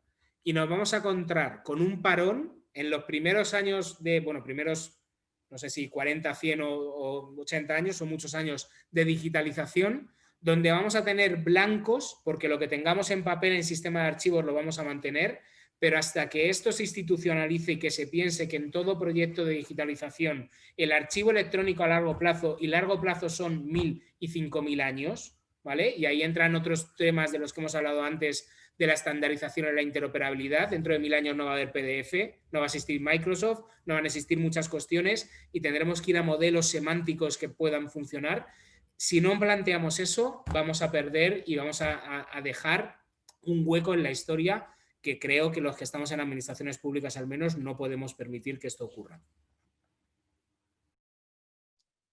Impresionante, Aitor, tu afirmación, la verdad, porque nos has metido el miedo en el cuerpo y bueno, nos han asaltado más dudas todavía. Aitami, ¿querías comentar alguna cosa sobre este aspecto? No, bueno, yo no tengo, me he quedado sorprendido también porque nunca me había planteado ese problema. A ver, sí, ahí es un problema que también Alfonso ha comentado y le doy la palabra rápidamente. Y también Nuria y Aitor, la necesidad de datos. Al final necesitamos datos ya no solo para entrenar, para aprender, sino para mantener un archivo, un histórico de todos los procesos en los que se ha utilizado esa información o se ha usado ese dato. Entonces yo creo que Alfonso seguramente tendrá más conocimientos que yo acerca de este tema. ¿Quieres señalar algo, Alfonso? Sí, bueno, yo coincido con la preocupación de quien dirigía la pregunta, y por eso es tan importante lo que nos está comentando hoy Aitor de lo que se está haciendo en el Ministerio, porque información hay muchísima. El problema es efectivamente saber pues, codificarla de manera adecuada, estar atentos a los... Perdón, que se apagó la luz. Estar atentos a los sesgos que se puedan producir y también darle la finalidad o la utilidad necesaria a esos datos. Todo lo relativo a la calidad del dato tiene que ver precisamente con esta cuestión, ¿no? No es solo almacenar información, sino que la información sea reutilizable, que la información no solo cumpla al interés de quien produce la información, sino de acuerdo a unos estándares éticos que pueda servir a intereses de eventuales terceros. Es importante, por tanto, cuidar la calidad del dato en el sentido de que entendamos de dónde procede, y en este sentido, bueno, yo creo que la inteligencia artificial y el uso de los datos al final bebe mucho de lo que es el conocimiento científico. No se puede prevenir que haya un software o una inteligencia artificial que sea mejor de lo que somos nosotros, pero sí que podemos utilizar nuestro propio conocimiento y la transparencia de los datos que manejamos para ir mejorando progresivamente el sistema. El progreso no puede existir si no hay una cierta sistematización en la producción de datos, si no se viene a buscar datos incluso para atender a necesidades específicas, ¿no? Como nos comentan desde el Ministerio, ¿no? Por eso, bueno, yo creo que ahora tenemos una buena oportunidad porque hay un empuje por parte de las instituciones públicas, al menos del Ministerio de Justicia, y al mismo tiempo tenemos el marco normativo, aunque a veces sea de soft law, que nos proporciona la Unión Europea para guiarnos en cómo elaborar y gestionar las estadísticas, ¿no? Pero los datos es una labor de todos. No podemos encomendar la calidad del dato o hacer, digamos, de fiscal del dato solo a una entidad. Lo que sí podemos es compartir una serie de códigos a la hora de compartir estos datos, y por eso es tan importante lo que hace la Unión Europea, sin duda. Voy a darle la palabra a Ana, que lleva muchísimas gracias, Alfonso, de verdad, por tu intervención, pero es que no quiero perder más tiempo porque estamos ya justísimos de tiempo y quiero darle la palabra a Ana, que lleva 1 hora con la mano levantada. Me gustaría que pudiera formular su pregunta. Ana, adelante, por favor. Buenas tardes. Primero de todo, muchísimas gracias a todos los ponentes porque ha sido una charla pues espectacular. Gracias a todos. Yo soy Ana Burbano, no voy a poner mi cámara porque no puedo ahora, pero sí quiero hacer unas preguntas. Yo me dedico a la transformación digital, pero en despacho de abogados, en despacho Cuatro Casas. Y bueno, en el plano público pues tampoco conozco tanto y bueno, me ha encantado la ponencia del director general y quisiera por ello hacerle unas preguntas, un par. Y una de ellas es cuáles son específicamente las medidas para incluir en el diseño y en el entrenamiento de las inteligencias artificiales la diversidad y cómo hacen que proveedores con los que supongo que trabajarán para el desarrollo de estos sistemas de inteligencia artificial cumplan con ese requisito para mí mínimo, ¿no? de que sean inteligencias artificiales inclusivas, que no se eviten los sesgos, se cumplan los derechos humanos, etc. Y luego ya una más concreta relativa al diseño. Quería saber si desde vuestra dirección tenéis incorporado metodologías que tengan en cuenta la experiencia de usuario, el UX y el UI, o sea, las formas con las que se encuentra, ¿no?, la ciudadanía en estos servicios públicos digitales. Y nada más, pues muchas gracias. Pues muchísimas gracias, Ana. Interesantísimas tus preguntas. Aitor, cuando quieras, que estamos en los últimos minutos. Apuntando para que no se me olviden. Primero, incluir diversidad. Aquí hay 2 cuestiones muy significativas previas. Lo primero, para incluir la diversidad, hay una discusión previa casi filosófica. ¿Qué es mejor? ¿El modelo americano, donde yo que he estado viviendo allí te tienes que identificar como una raza para que te puedan orientar o no orientar de una manera? ¿O el modelo, entre comillas, francés, donde de hecho está prohibido y por tanto una selección de personal, por ejemplo, no puedes saber la raza en la que eres, ¿vale? Este tema no es menor y no es baladí. Y de hecho en Europa tenemos un problema, que es que no tenemos datos. Hay de hecho un artículo hace nada del Economist bastante interesante en relación a que como en Europa no se recogen datos en relación, en este caso era raza, etcétera, etcétera, pero lo mismo podría ser con diversidad sexual o cualquier otro tipo. Si no tenéis datos no puedes saber cómo se está comportando la sociedad o cómo se está comportando el funcionamiento del sistema en general, sea con IA o sea sin IA. Por lo tanto, una cuestión previa que tenemos que plantear, sobre todo dependiendo del ámbito, y claro, esta cuestión no se puede plantear de manera general, no es lo mismo intentar hacer un sistema que lo que haga es proteger a la población vulnerable que un sistema en el cual veas el tema del ascenso en relación a un tema laboral, ¿vale? O sea, que no tiene nada que ver una cosa con la otra, pero en resumen hay cuestiones previas básicas que todavía ni siquiera hay acuerdo dentro ni de la academia ni de, en este caso en Europa, si hay que ir por un lado o por otro. Sí que adelanto un tema, si tú no tienes los datos en relación a raza, por ejemplo, pues no puedes hacer inferencias en relación a raza, sea lo que signifique la raza, que ya podríamos ahí entrar en otro tema bastante resbaladizo al respecto, ¿vale? Por lo tanto, en la parte de diversidad, hay una cuestión en relación a la parte de datos, que es una cuestión previa que es importante plantear. Relacionado con esto, lo que puedes hacer en una inteligencia artificial basada en reglas es poner reglas que estén orientadas a conseguir determinados objetivos. Por ejemplo, pues un número mínimo de personas de una determinada condición sexual o un 50% márgenes con más o menos 10% entre hombres y mujeres, etcétera, etcétera. Si lo haces basado en reglas, lo puedes hacer de esa manera. Si tienes sistemas puros de inteligencia artificial basados en redes neuronales que aprendan lo que sea y que decidan lo que sea, necesitas el tema de tener los datos distintos y pierdes un poco el control de lo que hace el sistema y por qué está tomando la decisión el sistema, lo cual es algo que puede llegar a ser problemático. Interfaz de usuario, como he dicho, y ya digo que es algo que está comentado dentro del ministerio, pero que no se anuncia mucho, pero bueno, aprovecho para irlo comentando. La idea es tener también un foro en el que precisamente se recojan estas percepciones, porque muchas veces se han desarrollado los sistemas de información por parte de... esto es una cuestión absolutamente general, ¿vale? En todos los ámbitos. Se desarrollan por informáticos y no siempre por quien tiene que usarlos, ¿vale? Y no se considera eso y eso implica que los sistemas sean poco usables. En este caso, en la administración tenemos un problema añadido, que también pasa en las empresas, pasa en las comercializadoras de energía, que al final no te queda claro cuál es la principal, la de comercializadora de último recurso. En la administración pasa mucho eso, en el sentido de que la visión es la del proveedor del servicio.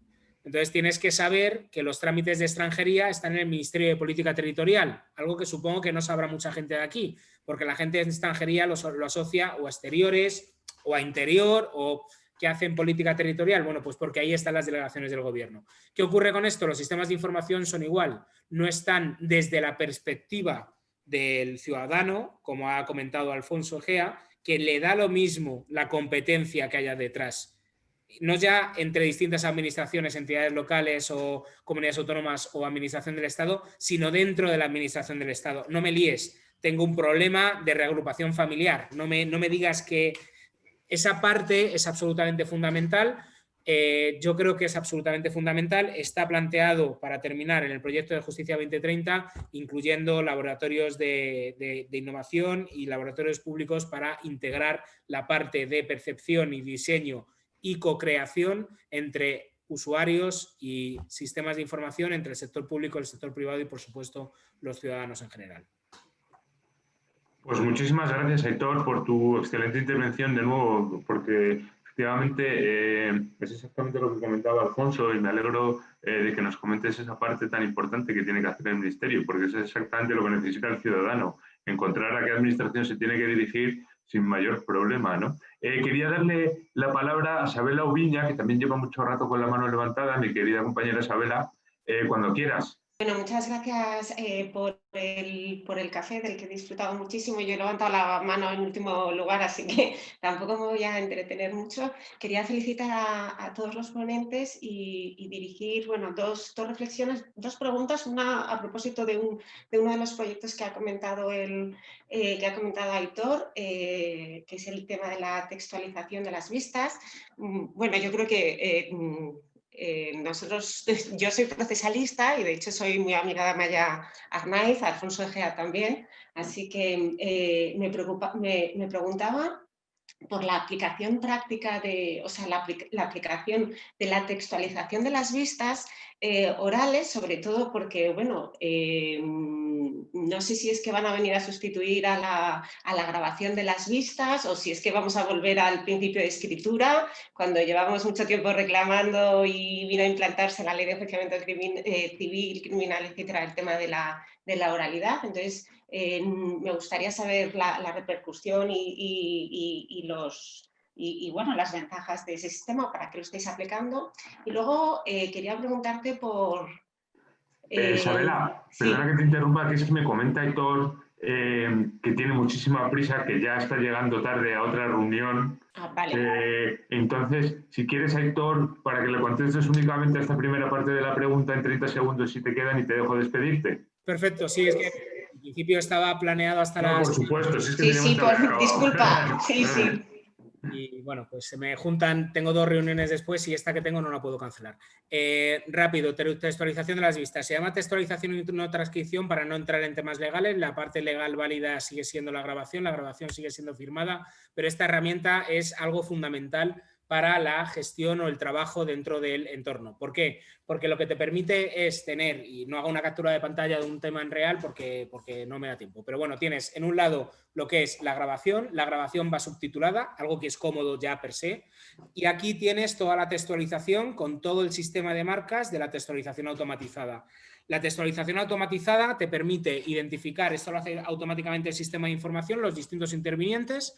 Entonces, si por ejemplo estuviéramos interesados después de esto que estamos haciendo en todas las intervenciones de Alfonso Egea, pinchamos en Alfonso Egea y aparecería en el vídeo, abajo con marcas todas las veces que ha hablado Alfonso Egea, a la derecha todo lo que ha escrito y si vamos pinchando vemos esa parte del vídeo donde ha ocurrido esto. Si estás en una vista que ha ocurrido y ya lleva 4 horas y lo que te interesa es saber lo que se ha contestado a un tema en relación al domicilio de la calle Turaco número 8, tú pones Turaco número 8 o pones Turaco y automáticamente te pasa al sitio donde en el vídeo se habla en el momento en que se dice esa frase, lo que es algo tremendamente útil para la cuestión procesal. Y por último, si tienes que cortar o pegar o tienes que llevártelo para leer o tienes que subrayar lo demás, el sistema te lo permite exportar, lo puedes exportar a texto o puedes cortar y pegar directamente, que algunas veces también parece que tiene su utilidad. Tiene otras muchas funcionalidades, pero esto está ya, está disponible, está funcionando, está implantado en 5 provincias del territorio del ministerio y los índices de calidad varían mucho de, sobre todo, el equipamiento de la sala. O sea, básicamente, si los micrófonos son buenos, el resultado es muy bueno y si hay mucho ruido, pues el resultado es muy malo. Los resultados, si las condiciones no son malas, son muy buenos. Estamos hablando de en torno al 97-98% de calidad en pandemia. Eso incluye mascarillas y plastiquitos en los micrófonos. Y cuando los quitemos, seguramente irá mucho mejor. En sistemas antiguos, con salas de vistas antiguas, micrófonos analógicos de mala calidad, el peor resultado es muy malo, es del 53%, pero es algo que se soluciona mejorando el hardware asociado y el software de funcionamiento de grabación y textualización. Vale, muchísimas gracias. Sí, sí, ya lo entendí. Es que por la palabra textualización no entendía, bueno, es como clipar y hacer ítems de cada uno de los estadios procesales o de la práctica de la prueba y de los intervinientes. Perfecto. Claro, es igual que, imagínate que esto hubiera estado grabado y textualizado. Si luego a alguien le interesa qué se ha comentado en textualización, pone en el buscador textualización y automáticamente le sale que hemos hablado de textualización de vistas. Sí, Radio Televisión Española lo hace en pequeñas cosas, en otros muchos aspectos. Gracias. Aitor, pues te dejo despedirte del auditorio y te dejo correr y te pido 1000 disculpas de corazón y te doy infinitas gracias por tu disponibilidad y 1000 disculpas por el tiempo robado. Te dejo que te despidas y que te marches de la reunión a toda velocidad. Nada, un verdadero placer, al contrario, a mí esto creo que es extremadamente importante, lo que hemos comentado también, la parte de acercar la justicia y las instituciones a todos los ciudadanos, recoger peticiones y recoger solicitudes y adaptar lo que es la parte del servicio público a las necesidades reales. O sea, que yo encantado de participar y al contrario, agradecerlo a vosotros, a la audiencia que ha estado escuchando y a los que han participado con preguntas porque creo que ha estado realmente interesante y muchas gracias al resto de los compañeros ponentes que he tomado nota de muchas cosas y muchos enlaces que nos vienen realmente bien. Un placer y espero que podamos volvernos a ver. Pues muchísimas gracias, Aitor. De verdad, un abrazo fuerte y hasta pronto. Chao.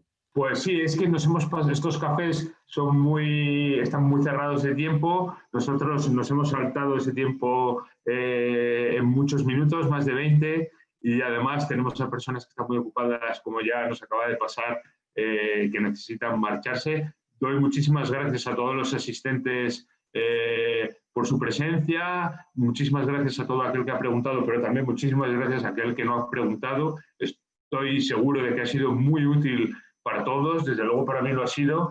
Desde luego, moderar un acto donde todo el mundo es más inteligente que uno, pues siempre da una sensación extraña, pero es una sensación de satisfacción enorme porque se aprende a cada segundo y a cada minuto de la intervención de los ponentes y sale uno refortalecido en su propio conocimiento. Yo espero que eso es lo que nos haya pasado a todos los participantes y dar infinitas gracias a la Fundación, infinitas gracias por su organización, a Marta Zamorano, a Iván Manzanares, que ya se ha tenido que marchar, al vicerrector por su presentación y por supuesto a los ponentes, a Nuria por estar aquí, que sé que tiene muchísimo trabajo y ha llegado directamente de un vuelo esta tarde, y ha hecho un enorme esfuerzo por estar aquí. De verdad, gracias Nuria, de todo corazón. Gracias a ti, Alfonso, por tus siempre brillantes intervenciones y por tu enorme esfuerzo.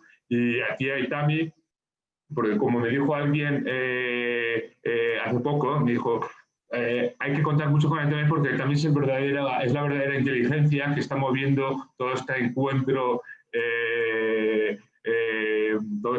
de inteligencia artificial. Bien, pues la persona que está moviendo la inteligencia, nosotros movemos el artificio y Aitami mueve la inteligencia de este grupo. Así que muchísimas gracias por tu aportación y por tu apoyo todo este tiempo para organizar este café. Me enrollo demasiado. Nada, sin más preámbulo, muchísimas gracias a todos y un abrazo fuerte y hasta la próxima.